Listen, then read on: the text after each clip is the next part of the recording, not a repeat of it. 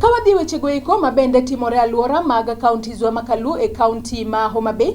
Piny owacho mamalo ipuoyo kuom okang' mabende okao mar tero kony mar taulo mag ria kata sanitary pads ne nyithindo manyiri masomo e skund primary ma Nyasore e Irachuonyo sub-county e kaunti ma Homa Bay. Jalup japuonj maduong' mar skund noero Mikai Ruth Ndungu okwayo sirikal mondo odhi mbele kod siro nyithindo manyiri e gwenge kaluwore ni nok mar taulo mag ria ema miyo nyithindo manyiri donje timbe mag terruok, gino maketo ngimagi kama ng'aw mar mako iye mohiu kod bedo kod tuoche maka kod kacha. Japuonj maduong' mar skund noero manoeri Migosi George Onditi to korka kore okwayo jonyuol mondo osir nyithindgi manyiri ka bende omedo ni chenro mar puonjo nyithindo e gwenge e kindegi eki biro konyo e yo makare. So it is upon you to choose the kind of life you want to live in future. Ukitaka kuwa yule wa chini, grade ya chini au grade ya juu, wewe ndio uchague. Lakini mimi ningekusihi tafadhali take good care of yourself. There's time for everything. Umesikia? What you have is you are songeng abru maigiri no nidhigo kamoro. En mari. Ine ibru tiyo kode to ti kode sama sane otimango. Oromo. Uwinjo gima wacho? Please make use of it at the right time. Okni sani se dhi molokore orejo chiwo moro wuon gi ka koro biro ne to koro magi tango gi yawa. Okiburu wacho sijui ang'owa sijui ni hapana. Jilinde, umesikia? Okeldo gigi mang'eny, kech walak gik mang'eny kaendi, wan gi ywak kendo wan gi kwayo. Gima kama timore mana kunde moko, wan winjo makilando ni Central Towers no pogi to pok ochopo kwe to odiochieng' ma kawuono wamor gi gima timore kaendi. Kaka the human right ma Nyasore peace and justice ne wakwayo ni gima kama kendo through the office mar Mama Eve department mare kama otieno endo ong'iye jo human rights. Wan gi shida kae. Jo thoth ji orphans mine ma widow violate their rights.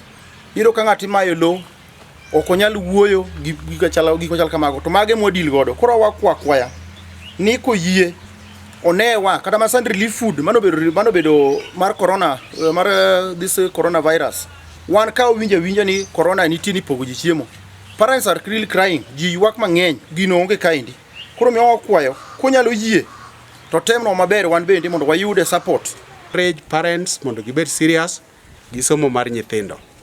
Ne serikal sani idwaro mondo wa implement gimiluongo ni community based learning. Wan kaka jopuonj wan ready mondo wa support nyithindo nikech wang'eyo ni molo nyithindo manyiri are more vulnerable ka ok gidhi school.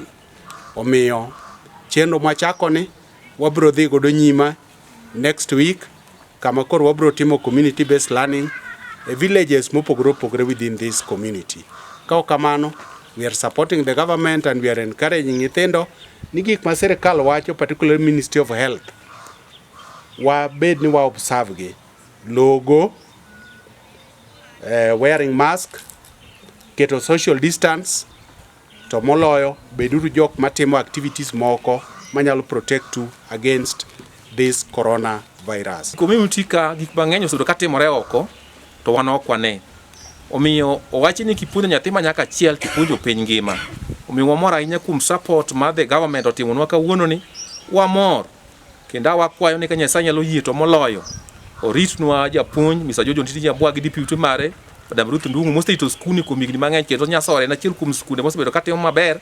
Koro kwayo na mogik akwayo MP marwa Mrs. Ivo Bara, Dr. Ivo Bara ni koyie to chako paro kotude gi Mama County. I'm Pauline Achieng from Nyasore Primary School, standard 8. We are so glad that we have gotten these sanitary towels here. We didn't have them, but we are very thankful that we have them now. May the county government, we urge you to continue giving us more. We are so happy.